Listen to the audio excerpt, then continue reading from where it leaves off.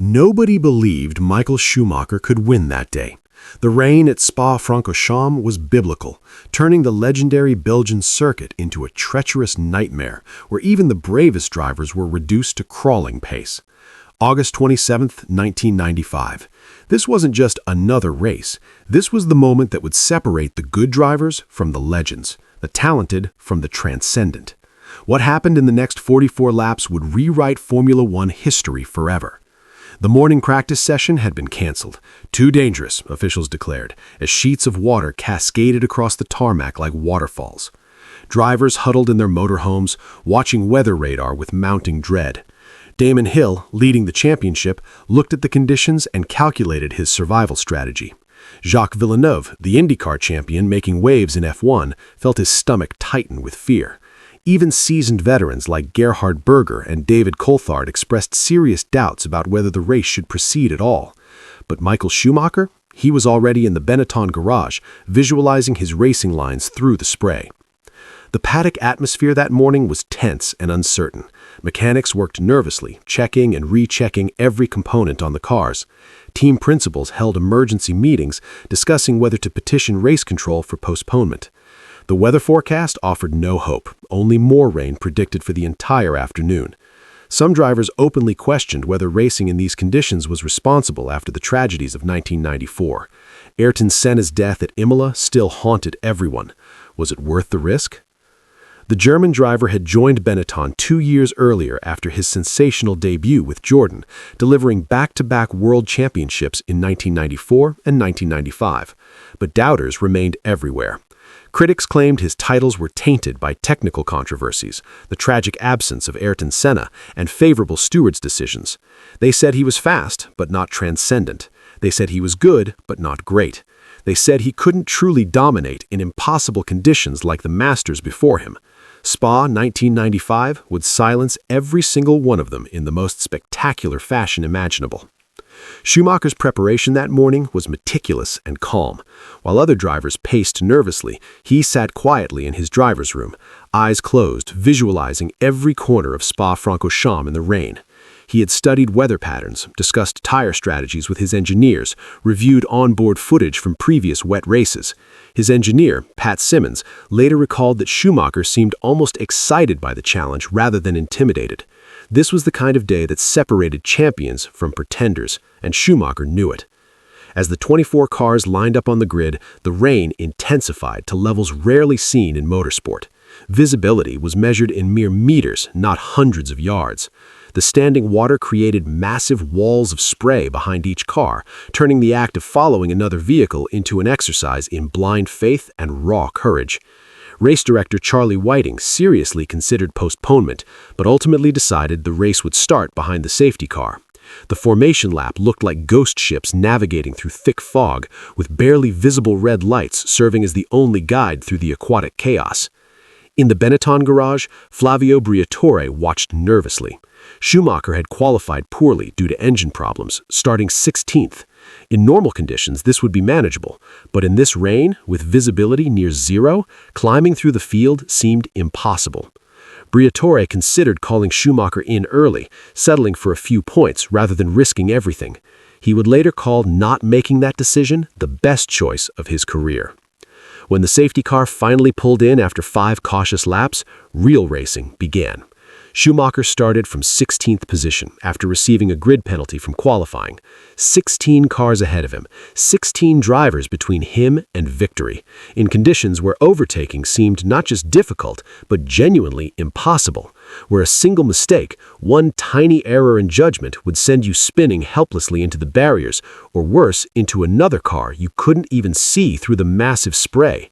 Most drivers were focused purely on survival, on simply finishing the race. Michael Schumacher was focused exclusively on victory.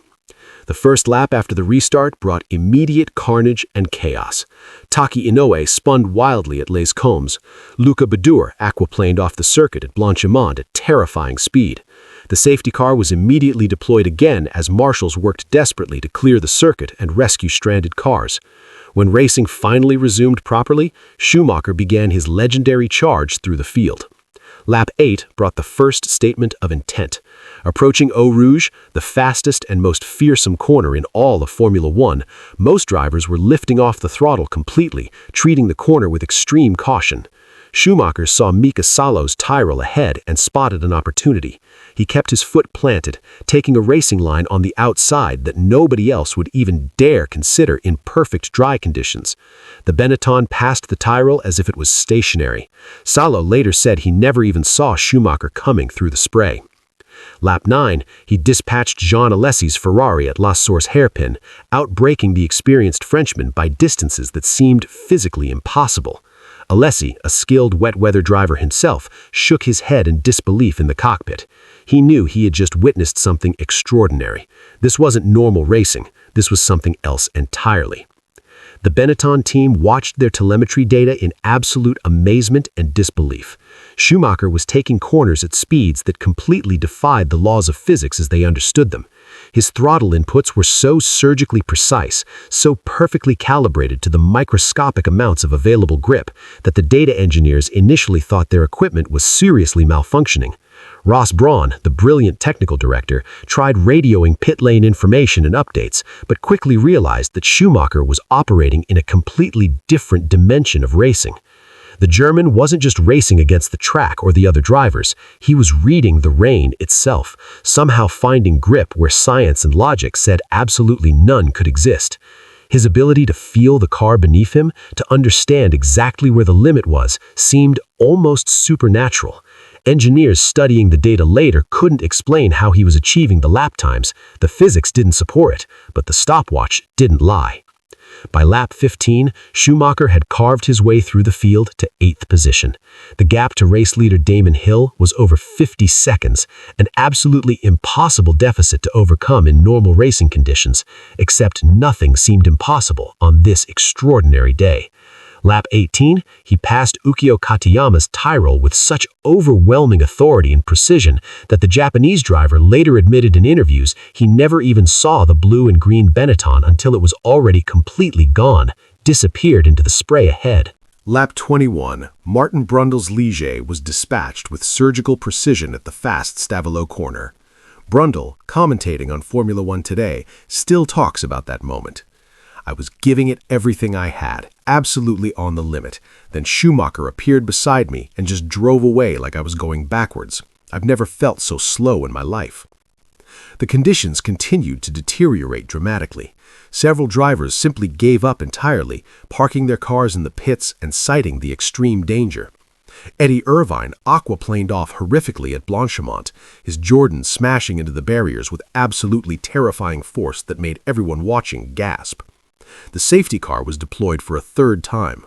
When racing resumed yet again, Schumacher had climbed to 4th position, now actively hunting down Coulthard, Alesi, and Hill ahead of him.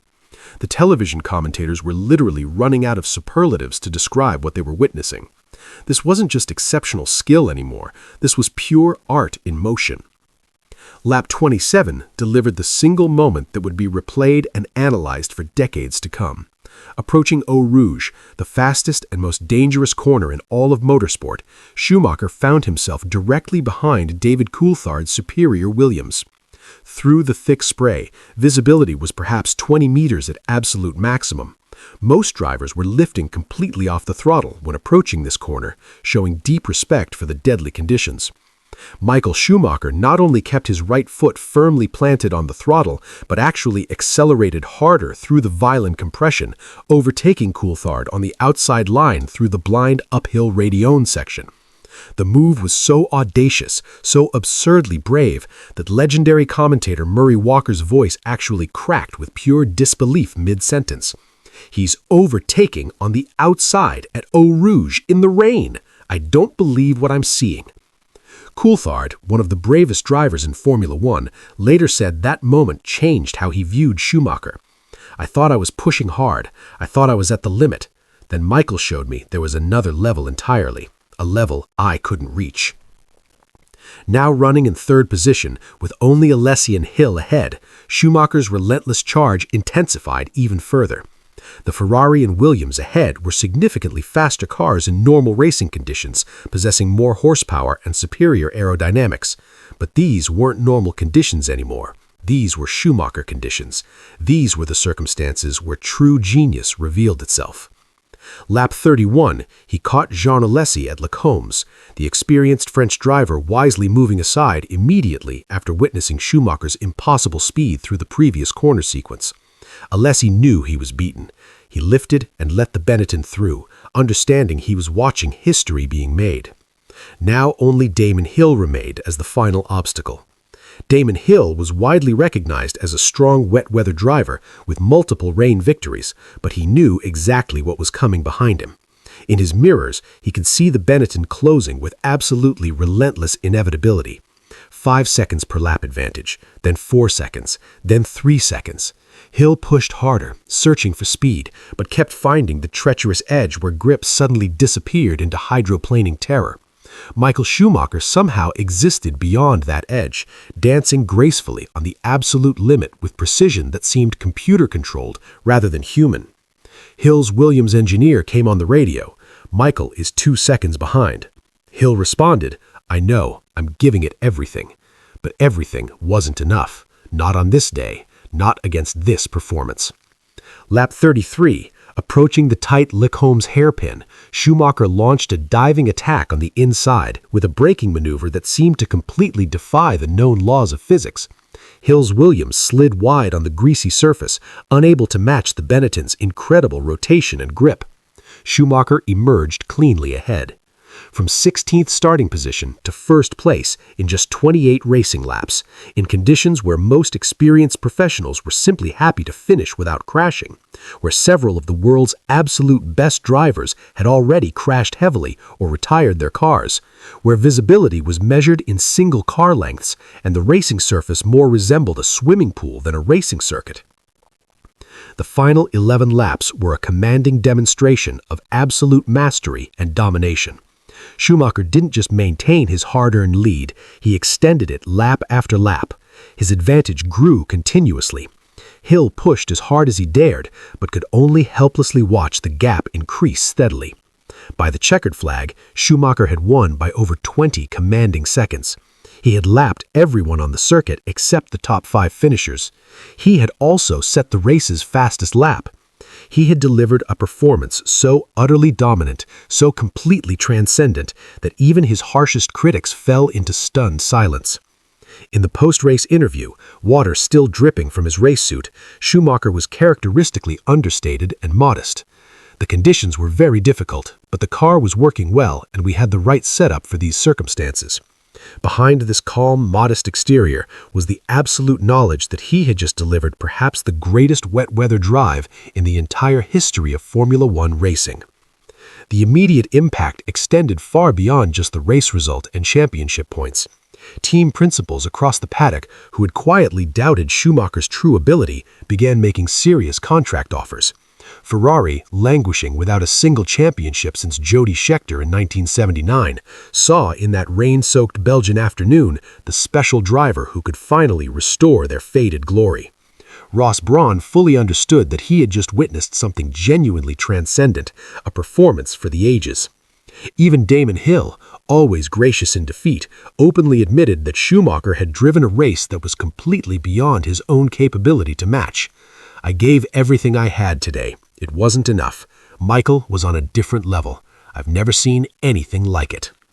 Years and decades later, racing drivers still reverently reference Spa 1995 when discussing Schumacher's true greatness and legend. Lewis Hamilton emotionally called it the single performance that made him want to become a racing driver as a young boy. Fernando Alonso studied the precious onboard footage obsessively for hours, desperately trying to understand how Schumacher somehow found grip where physics said none could possibly exist. The 1995 World Championship was mathematically secured several weeks later, but everyone in Formula One knew that Spa had been the truly defining moment. Michael Schumacher had announced himself not merely as a talented champion, but as the absolute benchmark against which all other drivers would forever be measured. In the pouring rain at Spa-Francorchamps, where courage and skill are tested like nowhere else on earth, he had delivered absolute perfection. 16 positions gained, impossible conditions conquered completely, a legend cemented forever in motorsport history.